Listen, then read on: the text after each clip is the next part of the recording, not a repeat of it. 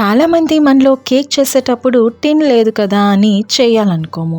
So అలాంటి వాళ్ళ కోసమే ఈరోజు నేను సింపుల్గా ఈ చిన్న అల్యూమినియం బౌల్లో నేను కేక్ చేసి చూపిస్తాను. అది కూడా డైరెక్ట్గా మనం స్టవ్ మీద పెట్టుకోవచ్చు అండ్ దట్టు సిమ్లో పెట్టి చాలా స్పంజీ కేక్ అనేది ఈరోజు నేను మీకు చూపించబోతున్నాను. సో ఏమాత్రం లేట్ చేయకుండా రెసిపీ చూద్దాం. దీనికోసం ఫస్ట్ మిక్సింగ్ బౌల్లో 1.5 కప్ ఆటా అండ్ 3/4 కప్ వరకు కోకో పౌడర్ తీసుకుందాం. ఆటా ప్లేస్లో మైదా అయినా యూస్ చేయొచ్చు. And 1 teaspoon baking powder and ½ teaspoon baking soda add చేసి ఈ డ్రై ఇంగ్రీడియంట్స్ అన్నీ బాగా మిక్స్ చేసుకుందాం. నెక్స్ట్ ఇంకొక బౌల్లో 1 cup vegetable oil, flavourless oil తీసుకోండి. అండ్ నెక్స్ట్ 1 + 1/4 కప్ వరకు షుగర్ ప్లేస్లో పౌడర్ షుగర్ అయినా తీసుకోవచ్చు. ఇప్పుడు ఈ 2 ఇంగ్రీడియంట్స్ కొంచెం మిక్స్ చేసుకోండి. షుగర్ అనేది కంప్లీట్గా డిజాల్వ్ అవ్వదు.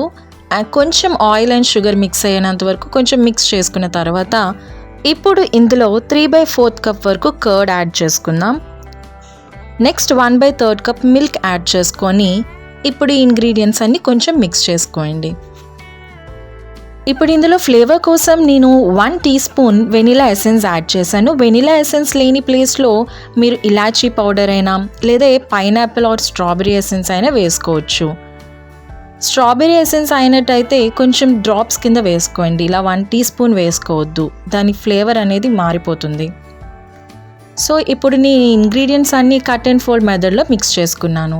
కట్ అండ్ ఫోల్డ్ మెథడ్ ఎందుకంటే ఎయిర్ బబుల్స్ అనేవి రిలీజ్ అవ్వకుండా కేక్ అనేది స్పంజీగా రావడం కోసం ఈ కట్ అండ్ ఫోల్డ్ మెథడ్లో మిక్స్ చేసుకుంటే బెటర్. ఇప్పుడు నాకు మిల్క్ సరిపోలేదని నేను ఇంకో 1/3 కప్ వరకు మిల్క్ యాడ్ చేసుకున్నాను. ఇక్కడ కన్సిస్టెన్సీ బట్టి నేను ఇంకొంచెం మిల్క్ యాడ్ చేయాల్సి వచ్చిందనమాట. సో సేమ్ ఇలాగే కట్ అండ్ ఫోల్డ్ మెథడ్లో మిక్స్ చేసుకున్న తర్వాత ఇప్పుడు దీంట్లో 1 టీ స్పూన్ వైట్ వెనిగర్ వేసుకుందాం. ఇందులో మనం ఎగ్ కూడా యూస్ చేయలేదు, సో వైట్ వెనిగర్ యూస్ చేయడం బెటర్ ఆప్షన్. కేక్ ఇంకొంచెం ఫ్లఫీగా వస్తుంది, పిల్లలైతే చాలా ఇష్టంగా తింటారు అలా ఉంటే.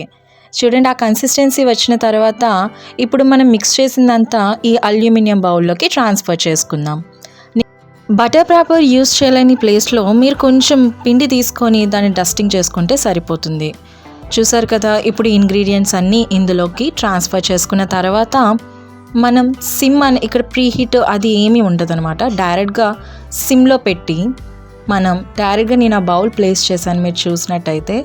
ఇప్పుడు దీని మీద ఏదైనా లిడ్ క్లోజ్ చేసి దీన్ని సిమ్లో 40 మినిట్స్ బేక్ చేసుకుందాం. ఇక్కడ 30 మినిట్స్ తర్వాత నిన్ను లిడ్ చేంజ్ చేయాల్సిన అవసరం వచ్చింది, ఎందుకంటే ఆవిరి నీరు పడడం జరిగింది. సో నేను లిడ్ చేంజ్ చేసి ఇంకో 10 మినిట్స్ బేక్ చేసుకున్నాను. కేక్ అయితే చాలా పర్ఫెక్ట్గా బేక్ అయింది. చూడండి, నైఫ్ ఇన్సర్ట్ చేసి ఎంత క్లీన్గా వచ్చిందో చూసారా. సో దీన్ని బట్టే తెలుస్తుంది మన కేక్ ఎంత ఫ్లఫీగా స్పంజీగా, చాలా ఈజీ మెథడ్లో ఓవెన్ అనేది టిన్ అనేది ఈ వెజలే ఉండాలని ఏమీ లేకుండా వితౌట్ ఎనీ స్టాండ్ మనం డైరెక్ట్గా అల్యూమినియం బౌల్లో బేక్ చేసుకున్నాం. ఇది కంప్లీట్గా కూల్ అయిన తర్వాత మనం డీమౌల్డ్ చేద్దాం. చూసారా, కేక్ విత్ బట్టే చెప్పగలరు కేక్ అనేది ఎంత స్పంజీగా వచ్చి ఉంటుందో మీరు ఒకసారి ఆలోచించండి. చూసారా, చాలా ఫ్లఫీగా కూడా వచ్చింది. ఏ ఎగ్స్ కూడా యూస్ చేయలేదు. మనం దట్టు ఆటాతో చేసాం, ఇది గోధుమ పిండితో చేసాం. Perfect cake, chocolate cake. ఎవరైనా అంటారు మైదాతోనే ఇంత ఫ్లఫీగా వస్తుందని, అస్సలు నమ్మకండి. మీరు నేను చెప్పిన మెజర్మెంట్స్తో ఈ కేక్ అనేది ట్రై చేయండి, డెఫినెట్గా చాలా బాగా వస్తుంది. మా పిల్లలు అయితే చాలా ఇష్టంగా తిన్నారు ఈ కేక్ని.